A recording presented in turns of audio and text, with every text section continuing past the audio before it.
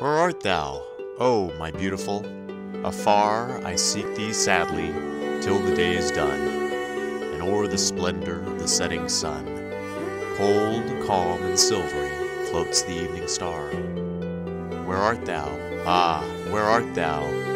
Hid in light that haunts me, yet still wraps thee from my sight.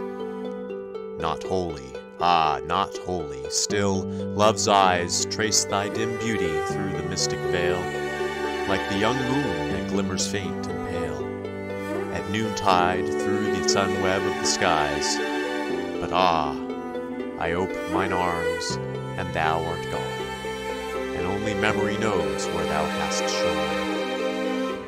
Night, night, the tender, the compassionate, binds thee, gem-like, amid her raven hair.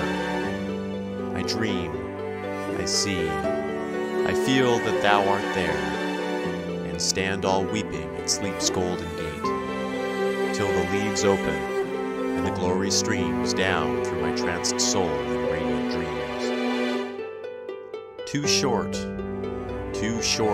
soon comes the chilly morn, to shake from love's boughs all their sleep-born bloom, and wake my heart back to its bitter doom, sending me through the land downcast, forlorn, whilst thou, my beautiful, art far away, bearing the brightness from my joyless day. I stand and gaze across earth's fairest sea, and still the plashing of the restless main sounds like the clashing of a prisoner's chain that binds me. Oh, my beautiful, from thee. Oh, seabird, flashing past on snow-white wing, bear my soul to her in thy wandering. My heart is weary gazing o'er the sea, o'er the long dreary lines that close the sky, through solemn sunsets ever mournfully, gazing in vain, my beautiful, for thee, hearing the sullen waves forevermore dashing around me on the lonely shore. But tides creep lazily about the sands, washing frail landmarks, leaf-like, away. And though their records perish day by day, still stand I ever, with close-clasped hands, gazing far westward o'er the heaving sea, gazing in vain, my beautiful, for thee. The Garden of Love. I went to the Garden of Love and saw what I never had seen. A chapel was built in the midst where I used to play on the green, and the gates of this chapel were shut, and thou shalt not writ over the door. So I turned to the Garden of Love that so many sweet flowers bore. And I saw it was filled with graves, and tombstones where flowers should be, and priests in black gowns were walking their rounds, and binding with briars my joys and desires. They may talk of love in a cottage, and bowers of trellised vine, of nature bewitchingly simple, and milkmaids half divine. They may talk of the pleasure of sleeping in the shade of a spreading tree, and a walk in the fields at morning by the side of a footstep free. But give me a sly flirtation by the light of a chandelier, with music to play in the pauses and nobody very near, or a seat on a silken sofa with a glass of pure old wine, and Mama too blind to discover the small white hand in mine. Your love in a cottage is hungry, your vine is a nest for flies, your milkmaid shocks the graces, and simplicity talks of pies. You lie down to your shady slumber and wake with a bug in your ear, and your damsel that walks in the morning is shod like a mountaineer. True love is at home on a carpet, and mightily likes his ease, and true love has an eye for a dinner, and starves beneath shady trees. His wing is the fan of a lady, his foot's an invisible thing, and his arrow is tipped with a jewel, and shot from a silver string. Love is enough, though the world be a waning, and the woods have no voice but the voice of complaining, though the sky be too dark for dim eyes to discover the gold cusps and daisies fair blooming thereunder, though the hills be held shadows, and the sea a dark wonder, and this day draw a veil over all deeds passed over.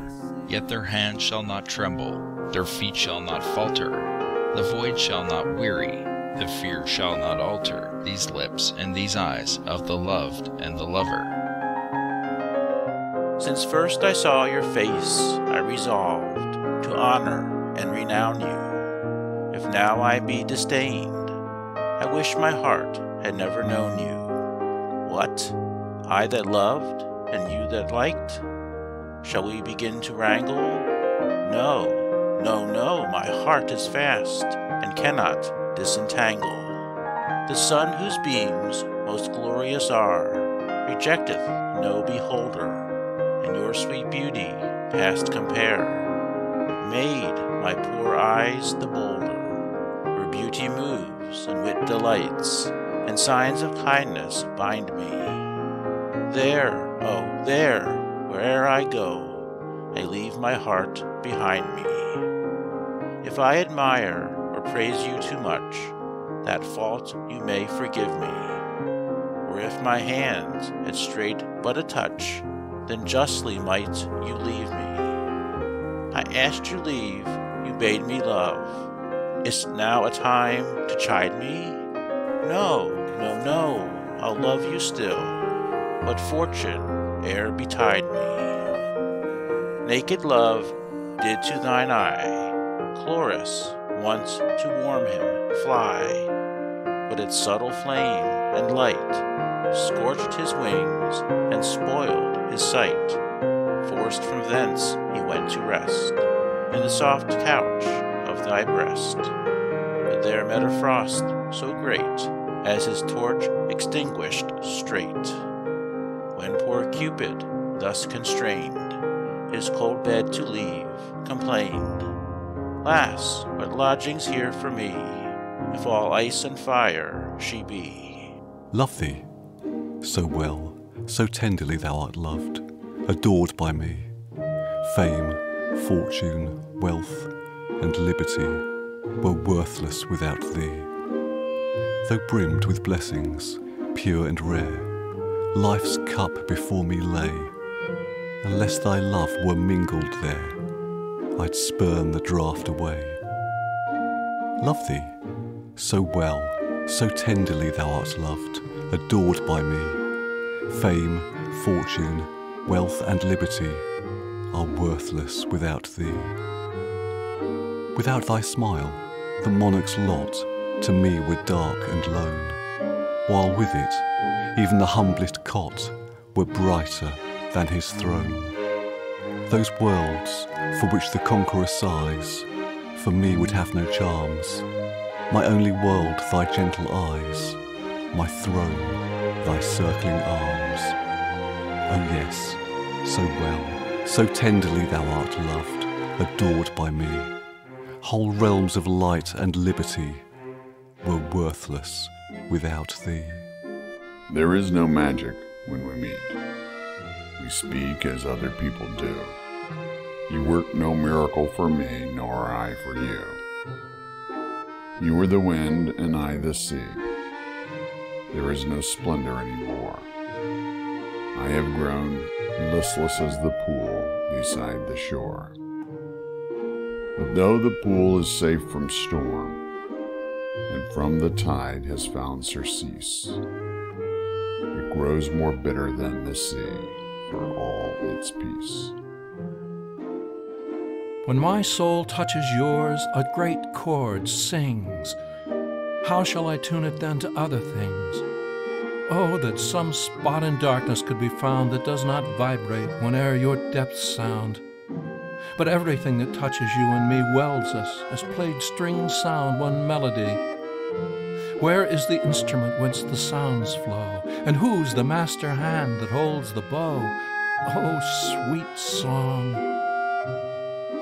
The fountains mingle with the river, and the rivers with the ocean. The winds of heaven mix forever with a sweet emotion. Nothing in the world is single. All things by a law divine in one spirit meet and mingle. Why not I with thine? See the mountains kiss high heaven, and the waves clasp one another. No sister flower would be forgiven if it disdained its brother. And the sunlight clasps the earth, and the moonbeams kiss the sea. What is all this sweet work worth, if thou kiss not me? I ne'er was struck before that hour with love so sudden and so sweet. Her face it bloomed like a sweet flower and stole my heart away complete. My face turned pale as deadly pale, my legs refused to walk away, and when she looked, what could I ail? My life and all seemed turned to clay. And then my blood rushed to my face and took my eyesight quite away. The trees and bushes round the place seemed midnight at noonday. I could not see a single thing. Words from my eyes did start. They spoke as chords do from the string, and blood burnt round my heart. Are flowers the winter's choice? Is love's bed always snow? She seemed to hear my silent voice, not love's appeals to know.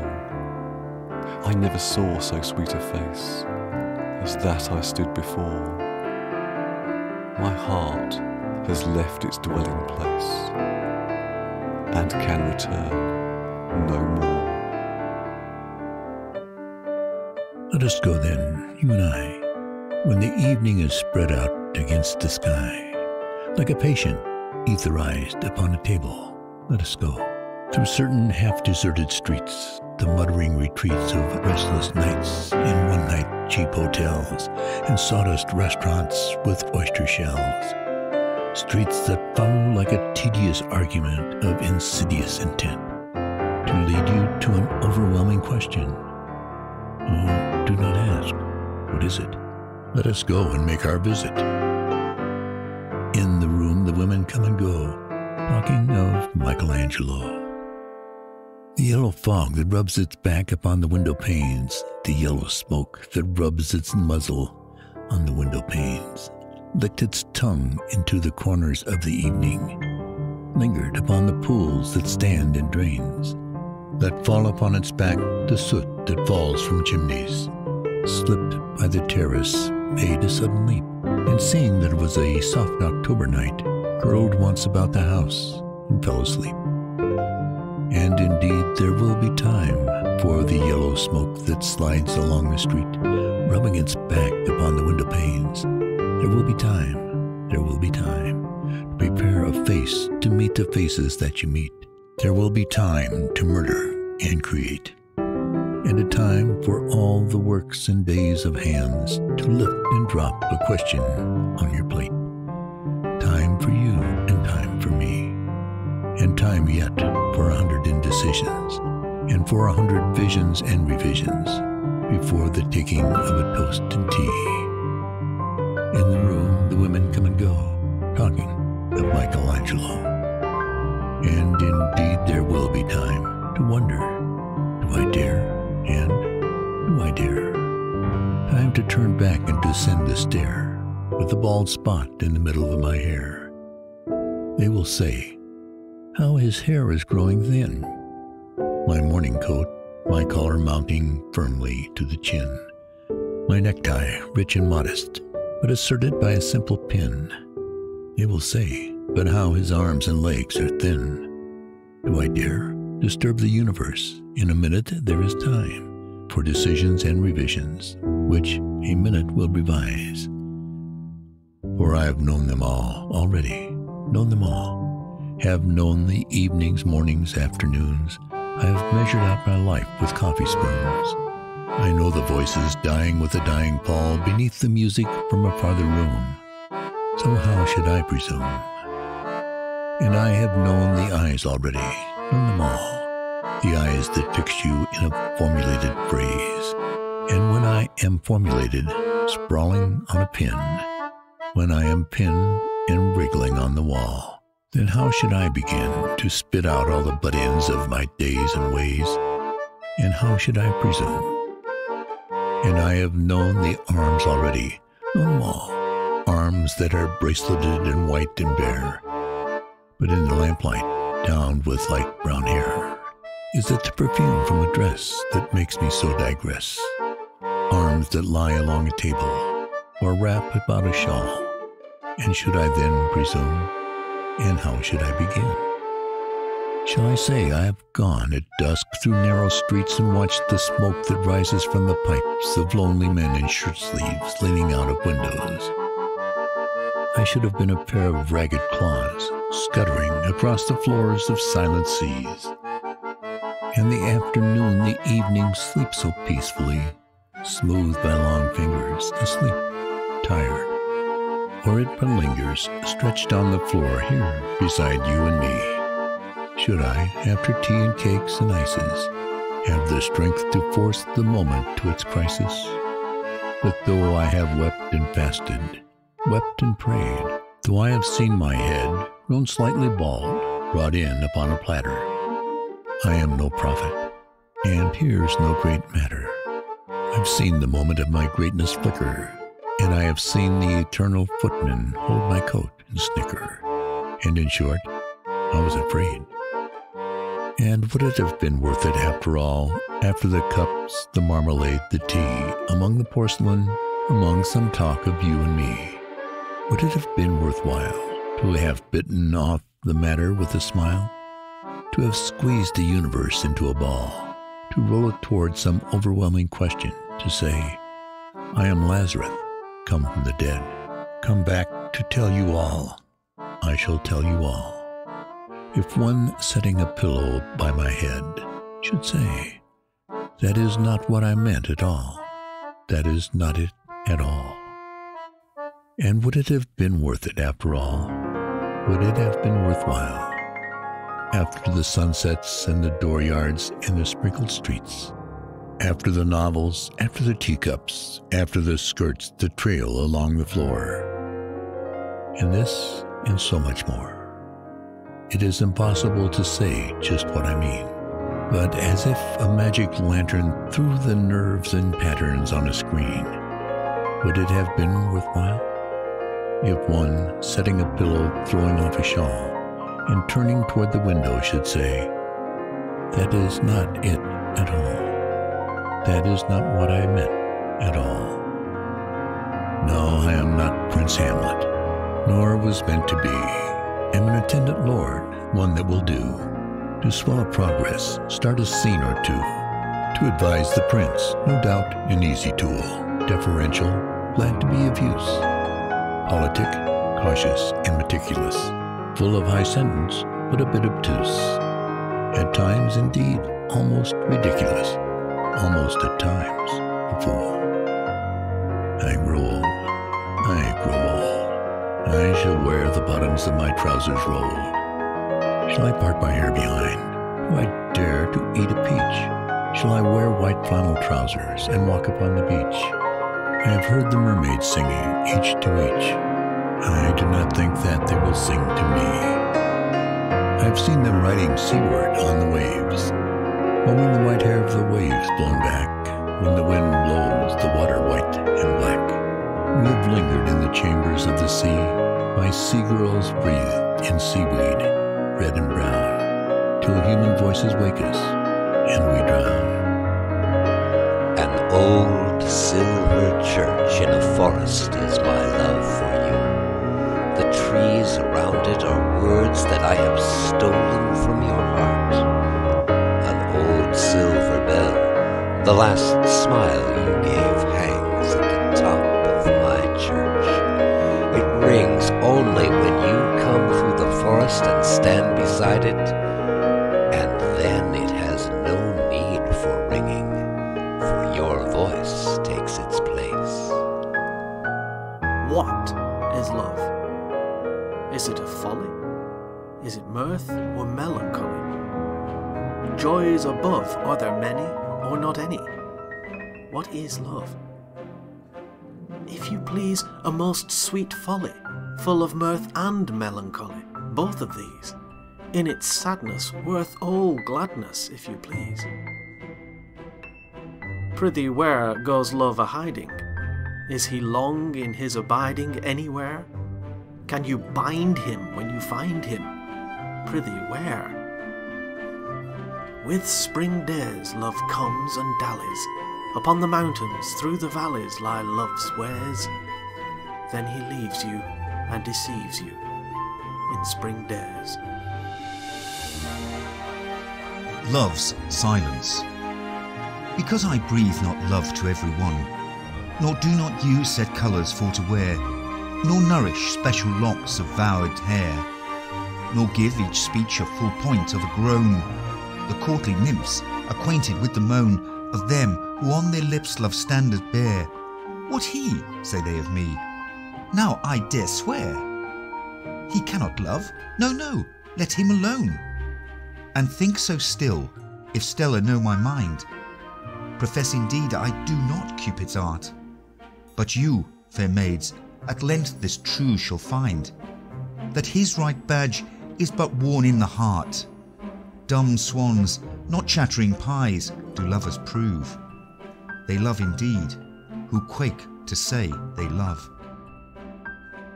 O me! What eyes hath love put in my head which have no correspondence with true sight? Or, if they have, where is my judgment fled that censures falsely what they see aright? If that be fair whereon my false eyes dote, what means the world to say it is not so? If it be not, then love doth well denote love's eye is not so true as all men's. No, how can it? Oh, how can love's eye be true, that is so vexed with watching and with tears? No marvel then, though I mistake my view, the sun itself sees not till heaven clears. O cunning love, with tears thou keep'st me blind, lest eyes well seeing thy foul faults should find. My love, her portrait. My love is beautiful and sweet, all good and gentle graces meet in her, and loveliness complete.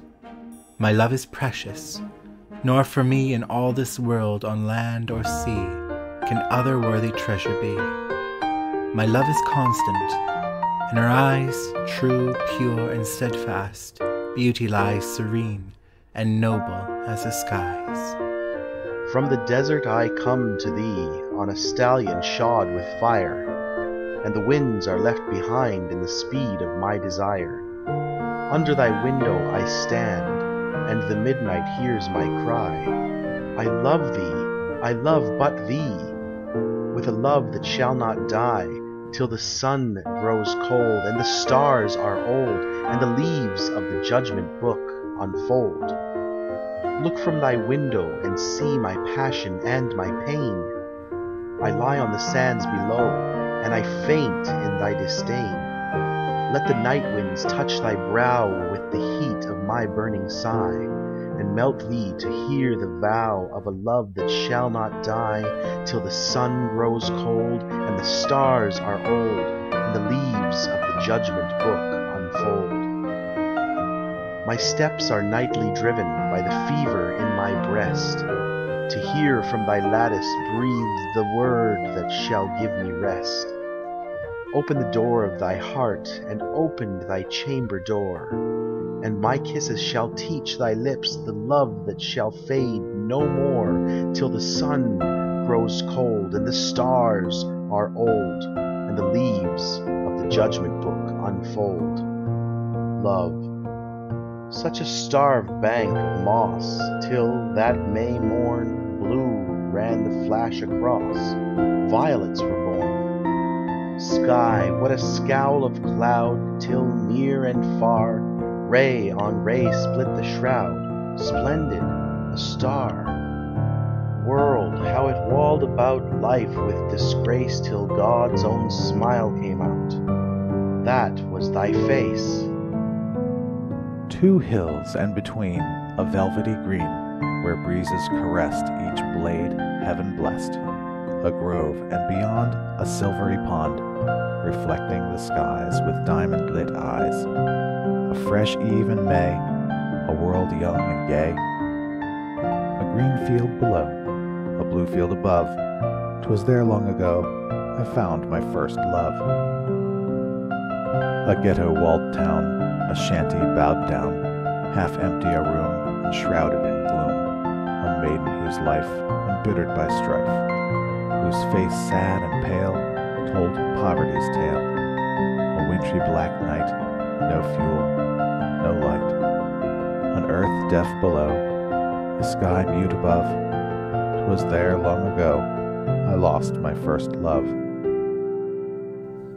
Give all to love, obey thy heart, friends, kindred, days, estate, good fame, plans, credit, and the muse, nothing refuse. 'Tis a brave master, let it have scope, follow it utterly, hope beyond hope, high and more high it dives into noon, with wing unspent, untold intent. But it is a god, knows its own path and the outlets of the sky. It was never for the mean, yet requireth courage stout, souls above doubt, valor unbending, it will reward. They shall return more than they were, and ever ascending. Leave all for love, yet, hear me, yet, one word more thy heart behoved, one pulse more of firm endeavor. Keep thee today, tomorrow, forever, free as an Arab of thy beloved. Cling with life to the maid, but when the surprise, first vague shadow of surmise, flits across her bosom young, of a joy apart from thee, free be she, fancy free, nor thou detain her vesture's hem, nor the palest rose she flung from her summer diadem. Though thou loved her as thyself, as a self of purer clay, though her parting dims the day, stealing grace from all alive, heartily know, when half gods go, the gods survive. We cannot live except thus mutually we alternate, aware or unaware, the reflex act of life. And when we bear our virtue outward most impulsively, most full of invocation, and to be most instantly compelled, certes there we live most life. Whoever breathes most air, and counts his dying years by sun and sea.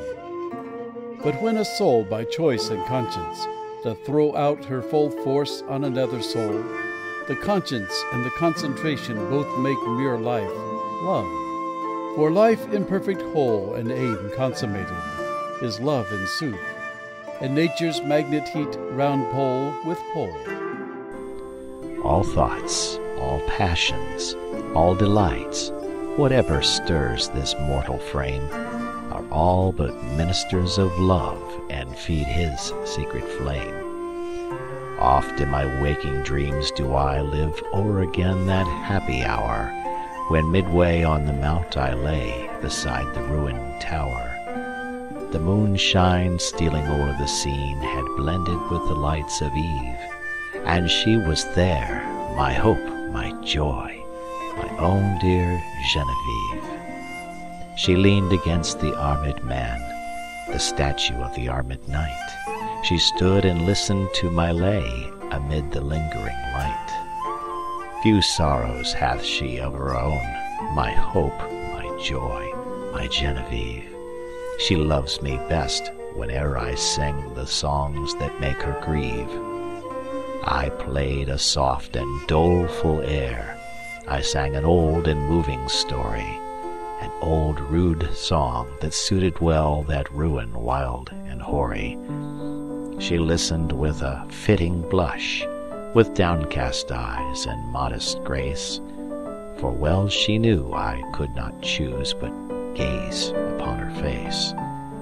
I told her of the knight that wore upon his shield a burning brand, and that for 10 long years he wooed the lady of the land. I told her how he pined, and the deep, the low, the pleading tone with which I sang another's love, interpreted my own. She listened with a fitting blush, with downcast eyes and modest grace, as she forgave me that I gazed too fondly on her face. But when I told the cruel scorn that crazed that bold and lovely knight, and that he crossed the mountain woods, nor rested day nor night, that sometimes from the savage den, and sometimes from the darksome shade, and sometimes starting up at once in green and suddy glade, there came and looked him in the face an angel beautiful and bright, and that he knew it was a fiend, this miserable night, and that, unknowing what he did, he leaped amid a murderous band, and saved from outrage worse than death the lady of the land.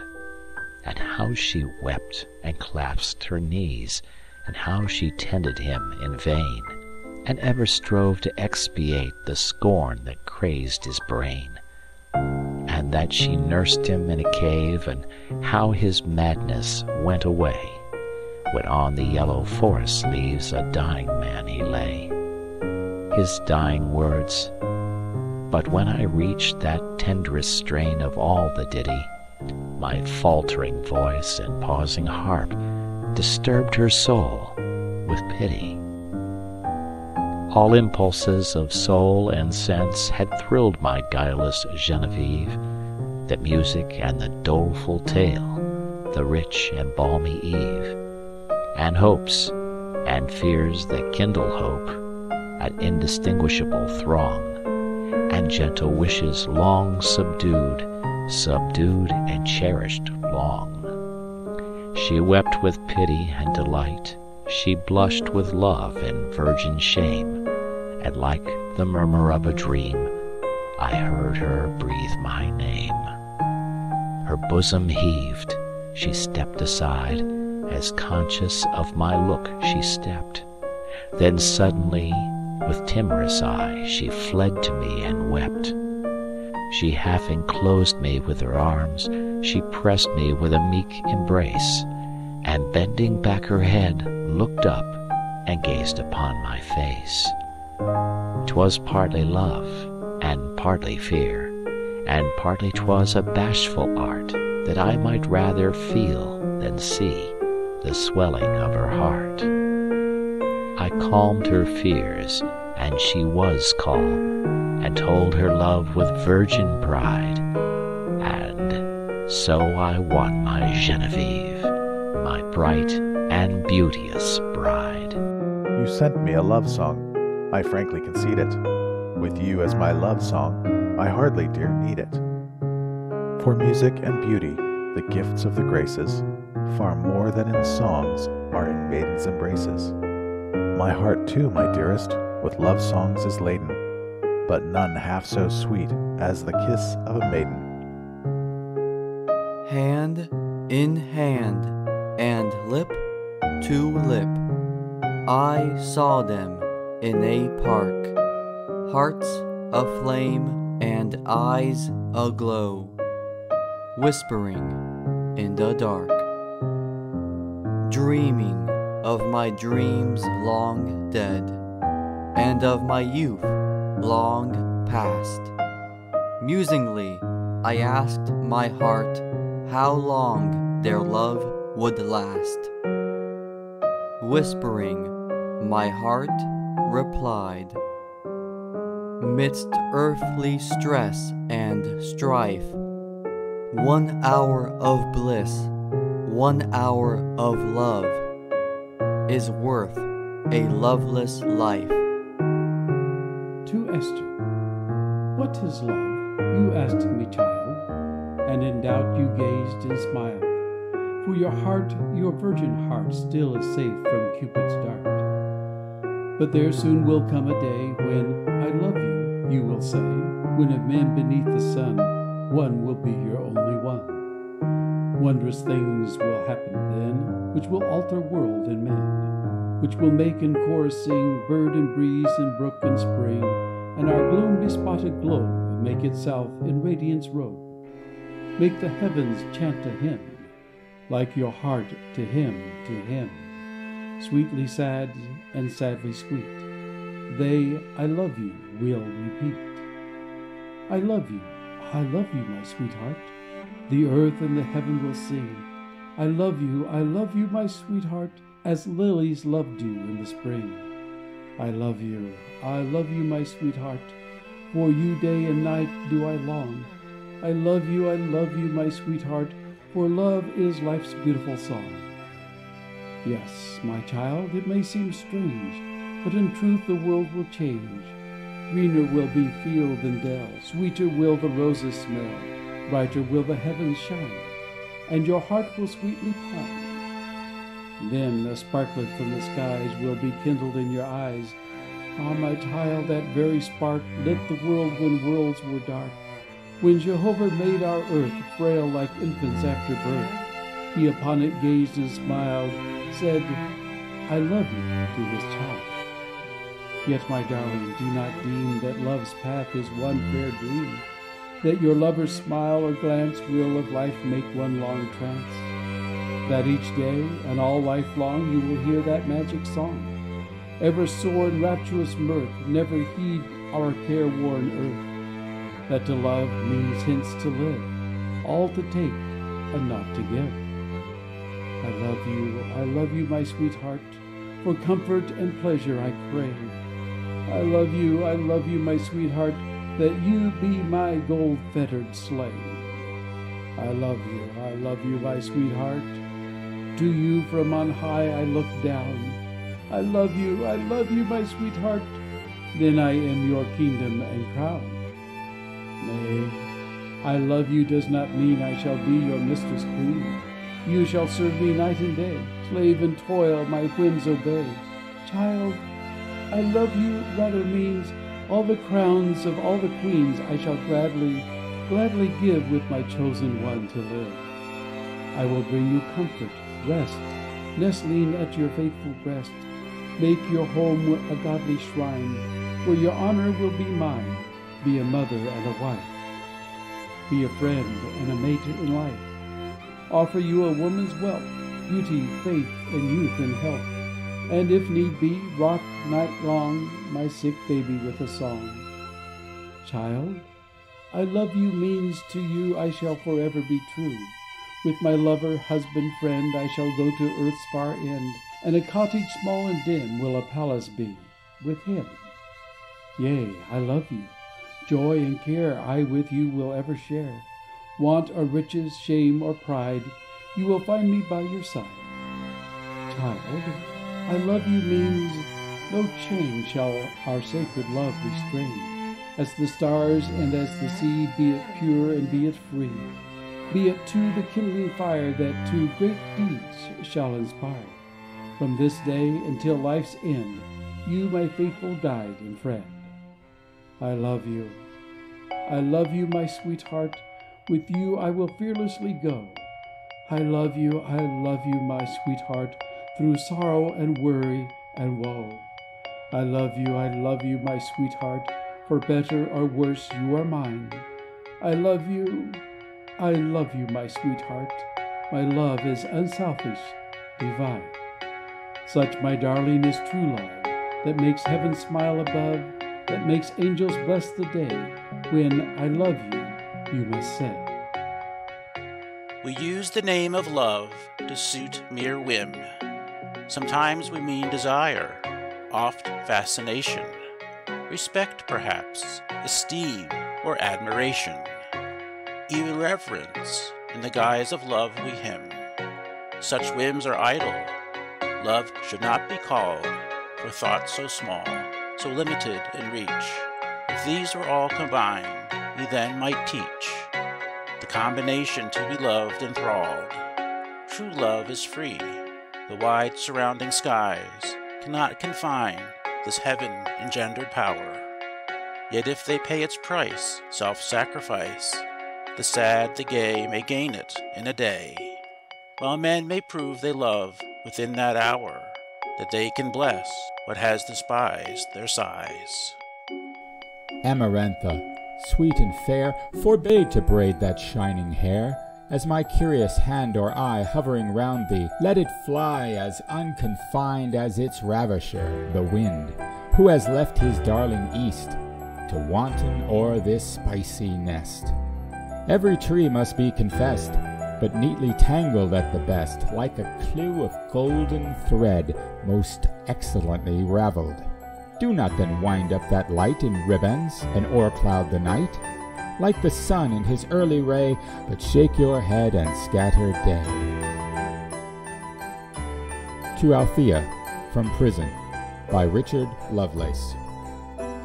When love, with unconfined wings, hovers within my gates, and my divine Althea brings to whisper at the grates, and I lie tangled in her hair and fettered to her eye, the birds that wanton in the air know no such liberty.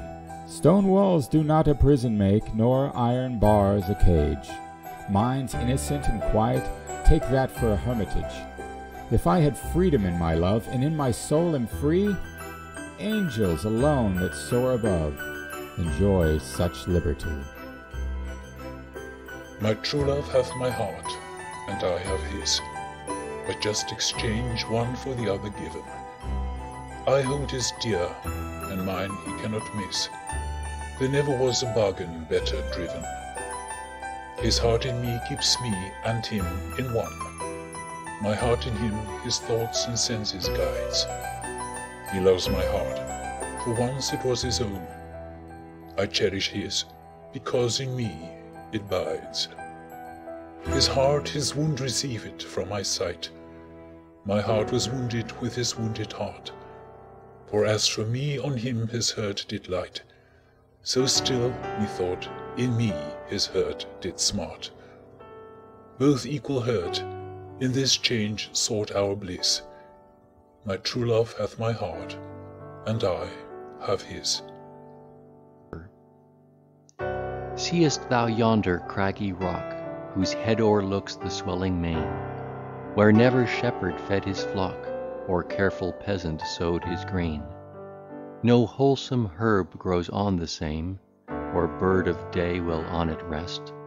'Tis barren as the hopeless flame that scorches my tormented breast. Deep underneath a cave does lie, the entrance hid with dismal yew, where Phoebus never shewed his eye, or cheerful day yet pierced through.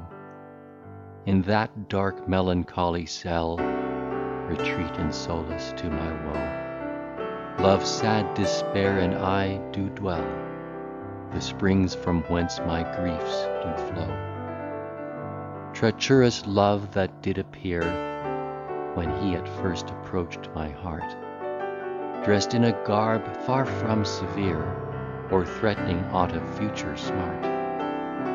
So innocent those charms then seemed, when Rosalinda first I spied. Ah, who would them of deadly deemed? But flowers do often serpents hide. Beneath those sweets concealed lay, to love the cruel foe disdain, with which, alas, she does repay my constant and deserving pain. When I in tears have spent the night, with sighs I usher in the sun, who never saw a sadder sight in all the courses he has run. Sleep, which to others ease does prove, comes unto me, alas, in vain. For in my dreams I am in love, and in them too she does disdain. Sometimes to muse my sorrow I unto the hollow rocks repair, and loudly to the echo cry, Ah, gentle nymph, come ease my care. Thou who times past a lover wert, ah, pity me who now am so, and by a sense of thine own smart alleviate my mighty woe. Come flatter then, or chide my grief, catch my last words and call me fool, or say she loves for my relief, my passion either soothe or school. But if our love be dying, let it die, as the rose shedding secretly, or as a noble music's pause. Let it move rhythmic as the laws of the sea's ebb, or the sun's ritual, when sovereignly he dies. Then let a mourner rise, and 3 times call upon our love, and the long echoes fall. Tell me no more of minds embracing minds, and hearts exchanged for hearts, that spirits meet as winds do winds, and mix their subtlest parts, that 2 unbodied essences may kiss, and then like angels twist and feel one bliss. I was that silly thing that once was wrought to practice this thin love. I climbed from sex to soul, from soul to thought, but thinking there to move, headlong I rolled from thought to soul, and then from soul I lighted at the sex again. As some strict down-looked men pretend to fast, who yet in closets eat, so lovers who profess they spirits taste, feed yet on grosser meat. I know they boast they souls to souls convey, howe'er they meet, the body is the way. Come, I will undeceive thee. They that tread those vain aerial ways are like young heirs and alchemists, misled to waste their wealth and days. For searching thus to be forever rich, they only find a medicine for the itch. I dreamed I stood upon a little hill, and at my feet there lay a ground that seemed like a waste garden, flowering at its will with buds and blossoms. There were pools that dreamed black and unruffled. There were white lilies a few, and crocuses, and violets purple or pale, snake-like fritillaries scarce seen for the rank grass, and through green nets blue eyes of shy perianche winked in the sun, and there were curious flowers before unknown, flowers that were stained with moonlight, or with shades of nature's wilful moods, and here a one that had drunk in a transitory tone of one brief moment in a sunset, blades of grass that in 100 springs had been slowly but exquisitely nurtured by the stars, and watered by the scented dew long cupped in lilies, that for rays of sun had seen only God's glory, for never a sunrise mars the luminous air of heaven. Beyond, abrupt, a grey stone wall, o'ergrown with velvet moss uprose, and gazing I stood long, all mazed to see a place so strange, so sweet, so fair. And as I stood and marvelled, lo, across the garden came a youth. One hand he raised to shield him from the sun. His wind-tossed hair was twined with flowers, and in his hand he bore a purple bunch of bursting grapes. His eyes were clear as crystal, naked all was he, white as the snow on pathless mountains frore. Red were his lips as red wine spilleth that dyes a marble floor. His brow chalcedony, and he came near me, with his lips uncurled and kind, and caught my hand and kissed my mouth, and gave me grapes to eat, and said, "Sweet friend, come, I will show thee shadows of the world and images of life. See, from the south comes the pale pageant that hath never an end. And lo, within the garden of my dream I saw 2 walking on a shining plain of golden light. The one did joyous seem, and fair and blooming, and a sweet refrain came from his lips. He sang of pretty maids and joyous love, of comely girl and boy. His eyes were bright, and mid the dancing blades of golden grass his feet did trip for joy. And in his hand he held an ivory lute with strings of gold that were as maiden's hair, and sang with voice as tuneful as a flute. And round his neck 3 chains of roses were. But he that was his comrade walked aside. He was full sad and sweet, and his large eyes were strange with wondrous brightness, staring wide with gazing, and he sighed with many sighs that moved me, and his cheeks were wan and white like pallid lilies, and his lips were red like poppies, and his hands he clenched tight, and yet again unclenched, and his head was wreathed with moonflowers pale as lips of death. A purple robe he wore, o'erwrought with gold, with the device of a great snake, whose breath was fiery flame, which when I did behold, I fell a-weeping, and I cried, Sweet youth, tell me why, sad and sighing, thou dost rove these pleasant realms? I pray thee, speak me sooth, what is thy name? He said, My name is Love. Then straight the first did turn himself to me and cried, He lieth, for his name is Shame, but I am Love, and I was wont to be alone in this fair garden, till he came unasked by night. I am true love. I fill the hearts of boy and girl with mutual flame.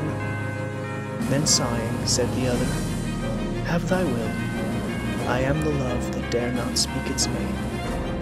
What have I to say to you when we shall meet? Yet I lie here thinking of you. The stain of love is upon the world, yellow, yellow, yellow.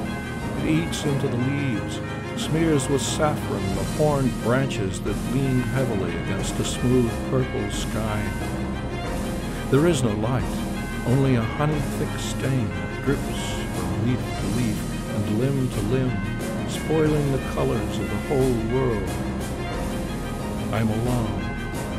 The weight of love has buoyed me up, and my head knocks against the sky.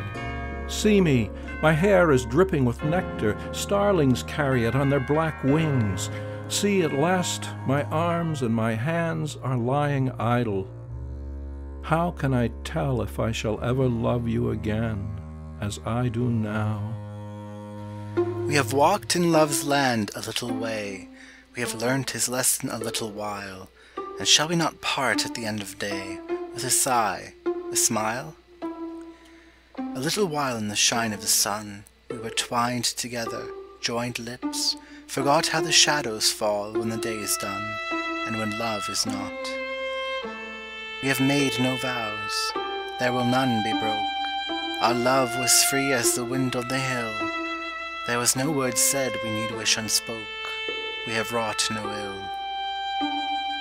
So shall we not part at the end of day, who have loved and lingered a little while, join lips for the last time, go our way, with a sigh, a smile? To the assembled folk at great St. Kavin spoke young brother Emile on Christmas Eve. I give you joy, my friends, that as the round year ends, we meet once more for gladness by God's leave. On other festal days, for penitence or praise or prayer we meet, or fullness of thanksgiving.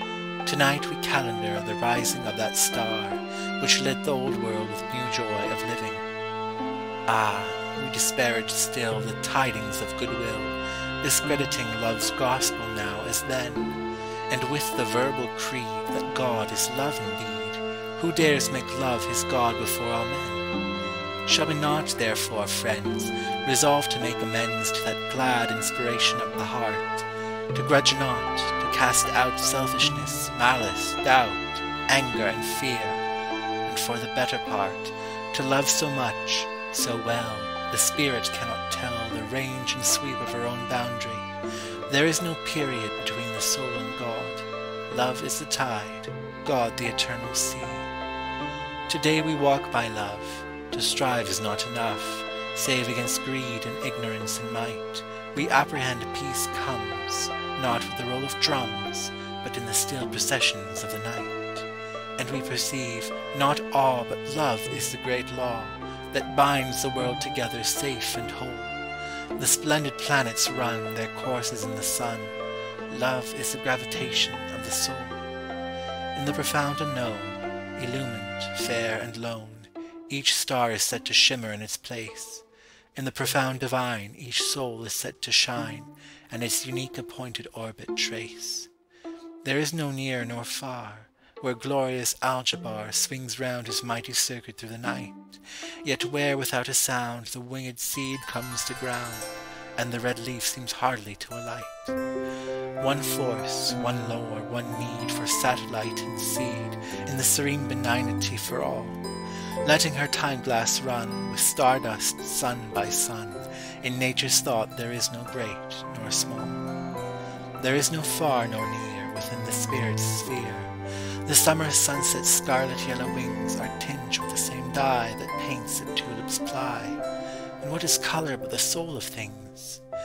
The earth was without form, God moulded it with storm, ice, flood, and tempest, gleaming tint and hue, lest it should come to ill, for lack of spirit still, he gave it colour, let the love shine through. Of old men said, sin not, by every line and jot ye shall abide, man's heart is false and vile. Christ said, by love alone in man's heart is God known, obey the word no falsehood can defile. And since that day we prove only how great his love, nor to this hour its greatness half believe, for to what other power will life give equal dower, or chaos grant one moment of reprieve? Look down the ages line, where slowly the divine evinces energy, puts forth control. See mighty love alone, transmuting stock and stone, infusing being, helping sense and soul. And what is energy, in working, which bids be the starry pageant in the life of earth? What is the genesis of every joy and bliss, each action dared, each beauty brought to birth? What hangs the sun on high? What swells the growing rye? What bids the loons cry on the northern lake? What stirs in swamp and swale when April winds prevail, and all the dwellers of the ground awake? What lurks in the deep gaze of the old wolf? Amaze, hope, recognition, gladness, anger, fear. But deeper than all these, love muses, yearns, and sees, and is the self that does not change nor veer. Not love of self alone, struggle for lair and bone, but self-denying love of mate and young, love that is kind and wise, knows trust and sacrifice, and croons the old dark universal tongue. And who has understood our brothers of the wood, save he who puts off guile and every guise of violence, made truce with panther, bear, and moose, as beings like ourselves whom love makes wise? For they too do love's will, our lesser clansmen still. The house of many mansions holds us all, courageous, glad, and hale. They go forth on the trail, hearing the message, hearkening to the call. Open the door tonight within your heart, and light the lantern of love there to shine afar. On a tumultuous sea some straining craft may be, with bearings lost, shall sight love's silver star. And you remember, in the afternoon, the sea and the sky went grey, as if there had sunk a flocculent dust on the floor of the world. The festoon of the sky sagged dusty as spider cloth, and coldness clogged the sea till it ceased to croon. A dank, sickening scent came up from the grime of weed that blackened the shore, so that I recoiled, feeling the raw cold dun me. And all the time you leapt about on the slippery rocks, and threw the words that rang with a brassy, shallow chime. And all day long that raw and ancient cold deadened me through, till the grey downs darkened to sleep. Then I longed for you with your mantle of love to fold me over, and drive from out of my body the deep cold that had sunk to my soul, and there kept hold. But still to me all evening long you were cold, and I was numb with a bitter, deathly ache, till old days drew me back into their fold, and dim sheep crowded me warm with companionship, and old ghosts clustered me close, and sleep was cajoled. I slept till dawn at the window blew in like dust, like the linty, raw cold dust disturbed from the floor of a disused room, a grey pale light like must that settled upon my face and hands till it seemed to flourish there, as pale mould blooms on a crust. Then I rose in fear, needing you fearfully, for I thought you were warm as the sudden jet of blood.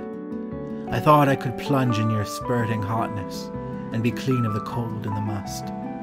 With my hand on the latch, I heard you in your sleep speak strangely to me. And I dare not enter, feeling suddenly dismayed.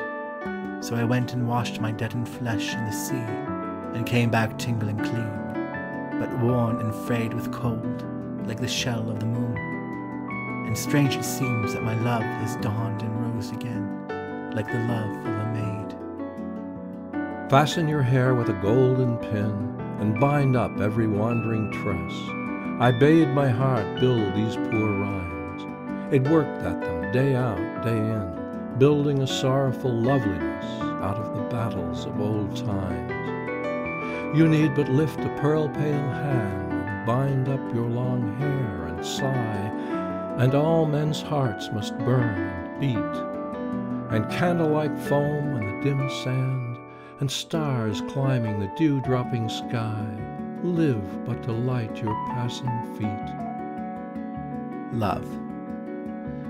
All thoughts, all passions, all delights, whatever stirs this mortal frame, all are but ministers of love, and feed his sacred flame. Oft in my waking dreams do I live o'er again that happy hour, when midway on the mount I lay beside the ruined tower. The moonshine stealing o'er the scene has blended with the lights of eve, and she was there, I hope, my joy, my own dear Genevieve. She leaned against the armed man, the statue of the armed knight.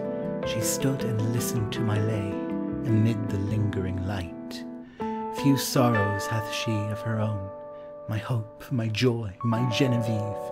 She loves me best whene'er I sing the songs that make her grieve. I played a soft and doleful air, I sang an old and moving story, an old rude song that suited well that ruin wild and hoary. She listened with a flitting blush, with downcast eyes and modest grace, for well she knew I could not choose but gaze upon her face. I told her of the knight that wore upon his shield a burning brand, and that for 10 long years he wooed the lady of the land. I told her how he pined, and the deep, the low, the pleading tone with which I sang another's love, interpreted my own. She listened with a flitting blush, with downcast eyes and modest grace, and she forgave me that I gazed too fondly on her face. But when I told the cruel scorn that crazed that bold and lovely knight, and that he crossed the mountain woods, nor rested day nor night, that sometimes from the savage den, and sometimes from the darksome shade, and sometimes starting up at once in green and sunny glade, there came and looked him in the face an angel beautiful and bright, and that he knew it was a fiend, this miserable knight, and that knowing what he did, he leaped amid a murderous band, and saved from outrage worse than death the lady of the land. And how she wept, and clasped his knees, and how she tended him in vain, and ever strove to expiate the scorn that crazed his brain, and that she nursed him in a cave, and how his madness went away, when on the yellow forest leaves a dying man he lay, his dying words. But when I reached that tenderest strain of all the ditty, my faltering voice and pausing harp disturbed her soul with pity. All impulses of soul and sense had thrilled my guileless Genevieve, the music and the doleful tale, the rich and balmy eve, and hopes and fears that kindle hope, and undistinguishable throng, and gentle wishes long subdued, and cherished long. She wept with pity and delight, she blushed with love and virgin shame, and like the murmur of a dream, I heard her breathe my name. Her bosom heaved, she stepped aside, as conscious of my look she stepped. Then suddenly, with timorous eye, she fled to me and wept. She half enclosed me with her arms, she pressed me with a meek embrace, and bending back her head looked up, and gazed upon my face. 'Twas partly love, and partly fear, and partly 'twas a bashful art that I might rather feel than see the swelling of her heart. I calmed her fears, and she was calm, and told her love with virgin pride, and so I won my Genevieve, my bright and beauteous bride. My dear and only love, I pray, this noble world of thee be governed by no other sway but purest monarchy. For if confusion have a part, which virtuous souls abhor, and hold a synod in thy heart, I'll never love thee more. Like Alexander I will reign, and I will reign alone. My thoughts shall evermore disdain a rival on my throne. He either fears his fate too much, or his deserts are small, that puts it not unto the touch, to win or lose it all. But I must rule and govern still, and always give the law, and have each subject at my will, and all to stand in awe. But 'gainst my battery if I find thou shun'st the prize so sore, is that thou set'st me up a blind, I'll never love thee more. If in the empire of thy heart, where I should solely be, another do pretend a part, and dares to vie with me, or if committees thou erect, and go on such a score, I'll sing and laugh at thy neglect, and never love thee more. But if thou wilt be constant then, and faithful of thy word, I'll make thee glorious by my pen, and famous by my sword. I'll serve thee in such noble ways, was never heard before. I'll crown and deck thee all with bays, and love thee evermore. Part Second. My dear and only love, take heed, lest thou thyself expose, and let all longing lovers feed upon such looks as those. A marble wall then build about, beset without a door, but if thou let thy heart fly out, I'll never love thee more. Let not their oaths, like volleys shot, make any breach at all, nor smoothness of their language plot which way to scale the wall, nor balls of wildfire love consume the shrine which I adore, for if such smoke about thee fume, I'll never love thee more.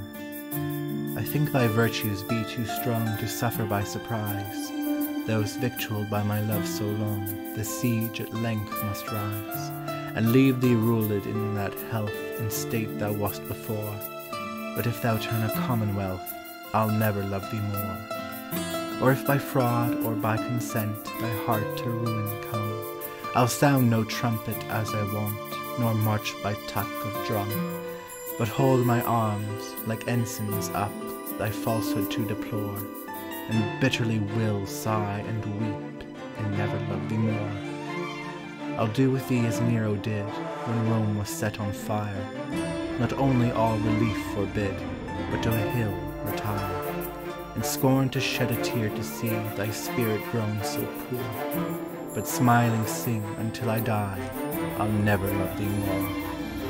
Yet for the love I bear thee once, lest that thy name should die, a monument of marble stone, the truth shall testify, that every pilgrim passing on may pity and deplore my case, and read the reason why I can love thee no more. The golden laws of love shall be upon this pillar hung, a simple heart, a single eye, a true and constant tongue. Let no man for more love pretend than he has hearts in store. True love begun shall never end, love one and love no more.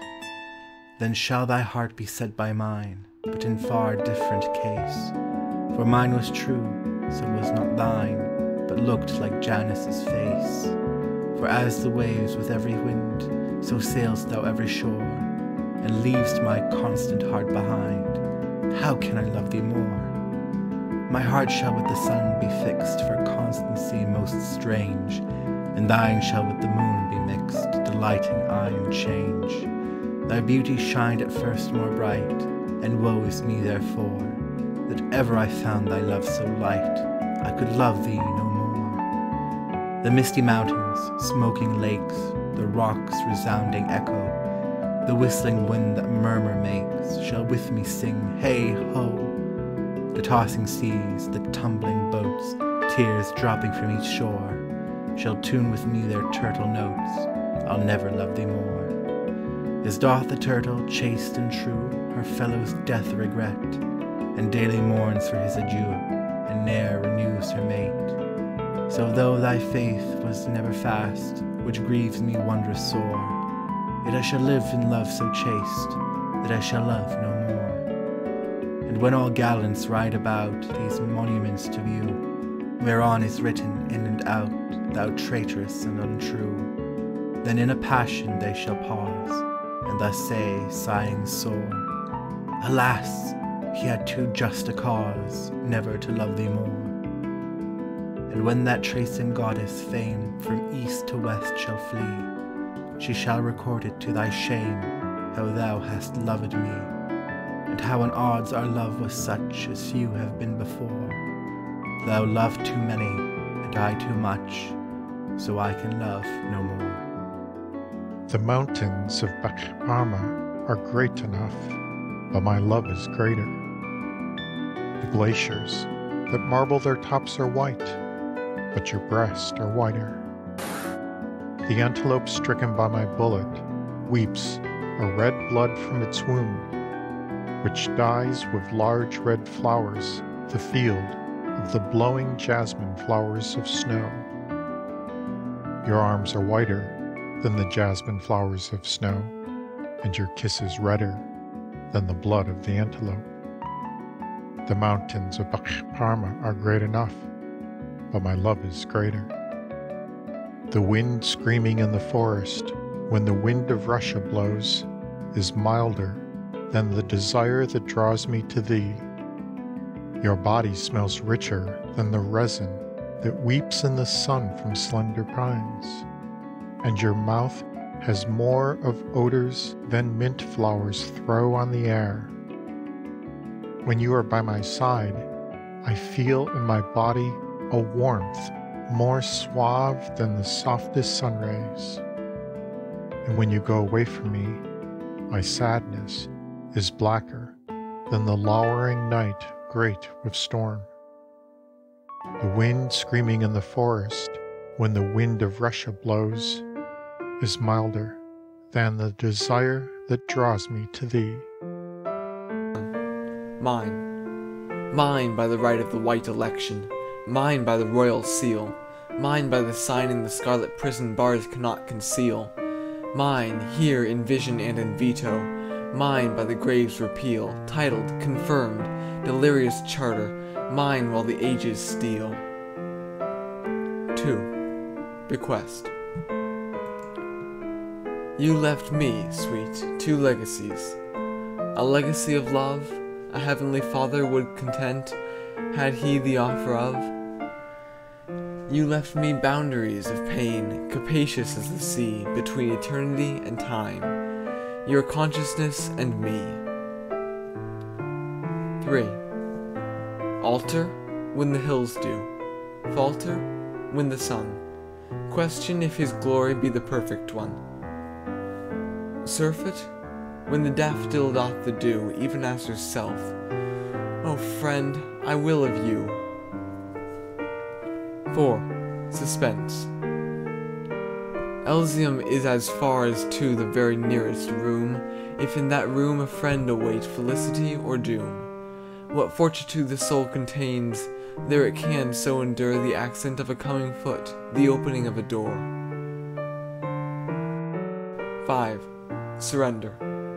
Doubt me, my dim companion. Why, God would be content with but a fraction of the love poured thee without a stint, the whole of me forever. What more the woman can, say quick, that I may dower thee with last delight I own. It cannot be my spirit, for that was thine before, I ceded all of dust I knew. What opulence the more had I, a humble maiden, whose farthest of degree was that she might some distant heaven dwell timidly with thee. 6. If you were coming in the fall, I'd brush the summer by, with half a smile and half a spurn, as housewives do a fly.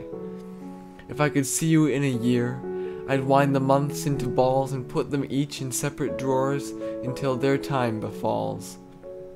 If only centuries delayed, I'd count them on my hand, subtracting till my fingers dropped into Van Diemen's land. If certain when this life was out that yours and mine should be, I'd toss it yonder like a rind and taste eternity.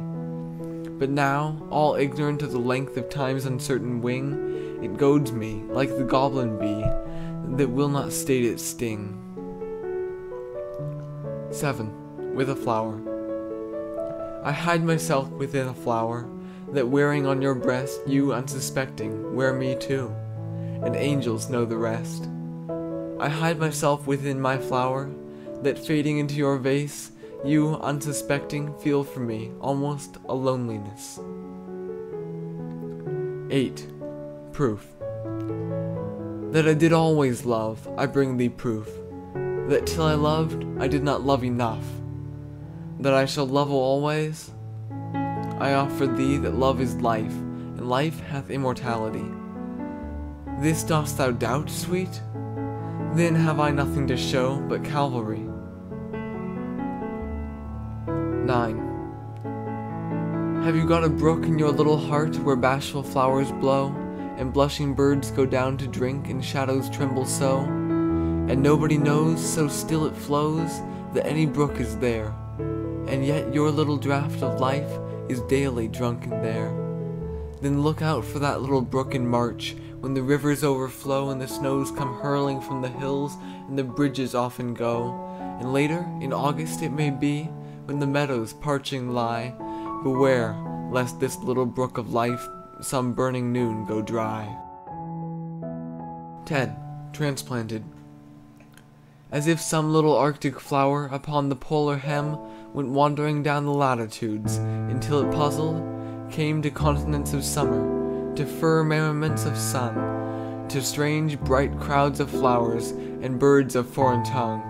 I say, as if this little flower to Eden wandered in. What then? Why, nothing, only your inference therefrom. 11. The outlet. My river runs to thee, blue sea, wilt welcome me? My river waits reply. O sea, look graciously, I'll fetch thee brooks from spotted nooks. Say, sea, take me. 12. In vain. I cannot live with you. It would be life, and life is over there, behind the shelf. The sexton keeps the key to putting up our life, his porcelain like a cup, discarded of the housewife, quaint or broken. A newer severs pleases, old ones crack. I could not die with you, for one must wait to shut the other's gaze down. You could not, and could I stand by and see you freeze without my right of frost, death's privilege? Nor could I rise with you, because your face would put out Jesus, that new grace, glow plain and foreign on my homesick eye, except that you, then he, shone closer by. They'd judge us. How? For you served heaven, you know, or sought to. I could not, because you saturated sight, and I had no more eyes for sordid excellence as paradise. And were you lost, I would be, though my name rang loudest on the heavenly fame. And were you saved, and I condemned to be where you were not, that self were hell to me. So we must keep apart, you there, I here, with just the door ajar. The oceans are in prayer, and that pale sustenance, despair. 13. Renunciation. There came a day at summer's full, entirely for me. I thought that such were for the saints, where revelations be. The sun, as common, went abroad, the flowers accustomed blew, as if no soul the solstice passed, that maketh all things new. The time were scarce profaned by speech, the symbol of a word was needless, as at sacrament, the wardrobe of our Lord.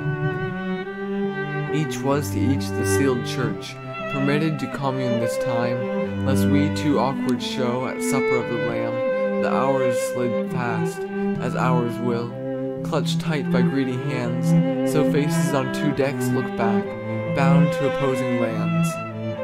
And so, when all the time had failed without external sound, each bound the other's crucifix, we gave no other bond, sufficient troth that we shall rise, deposed at length the grave, to that new marriage justified, through Calvaries of love. 14. Love's baptism. I'm seated. I've stopped being theirs. The name they dropped upon my face with water in the country church is finished using now. And they can put it with my dolls, my childhood and the string of spools I've finished threading too. Baptized before without the choice, but this time consciously of grace. Unto supremest name, called to my full, the crescent dropped, existence's whole arc filled up with one small diadem. My second rank too small the first, crowning on my father's breast a half unconscious queen, but this time adequate, erect, with all to choose or to rejoice, and I choose just a throne. 15. Resurrection.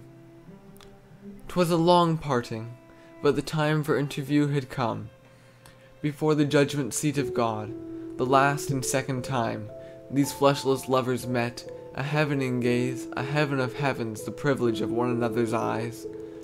No lifetime set on them apparel as the new unborn, except they had beheld born everlasting now. Was bridal e'er like this? A paradise, the host, and cherubim and seraphim, the most familiar guest. 16. Apocalypse. I'm wife, I finished that other state.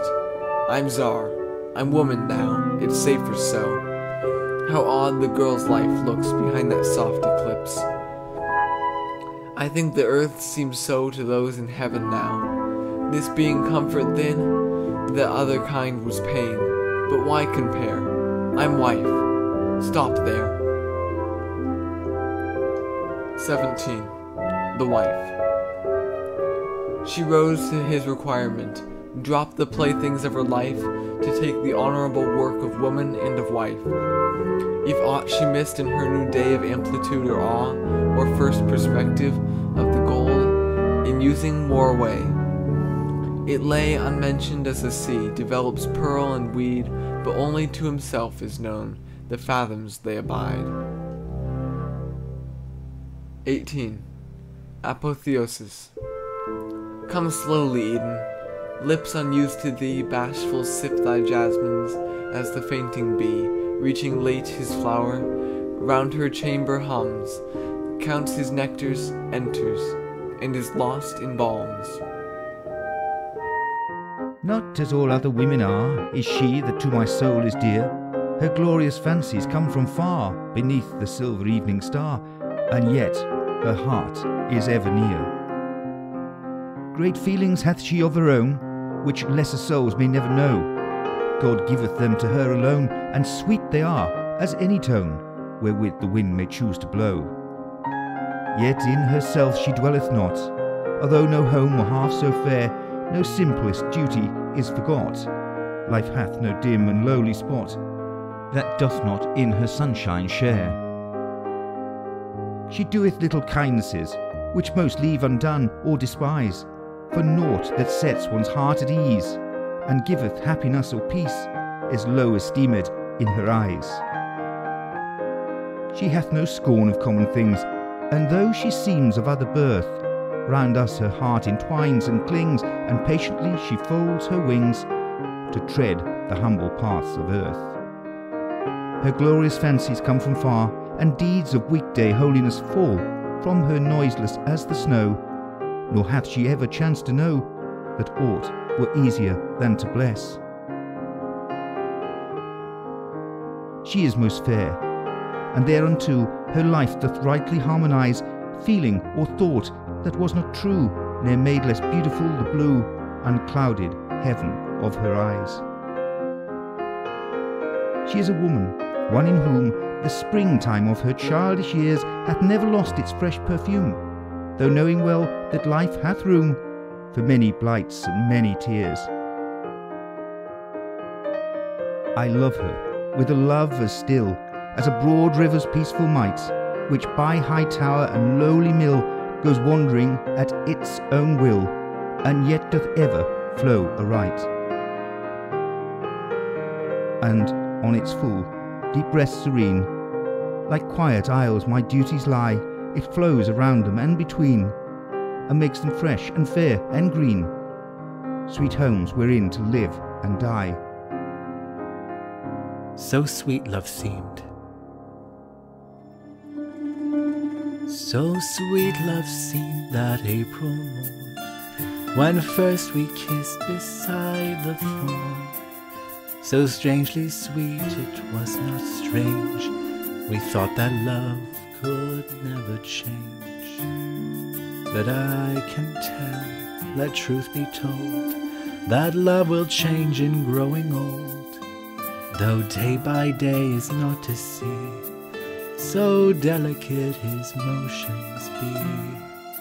And in the end will come to pass, quite to forget what once he was, nor even in fancy to recall the pleasure that was all in all.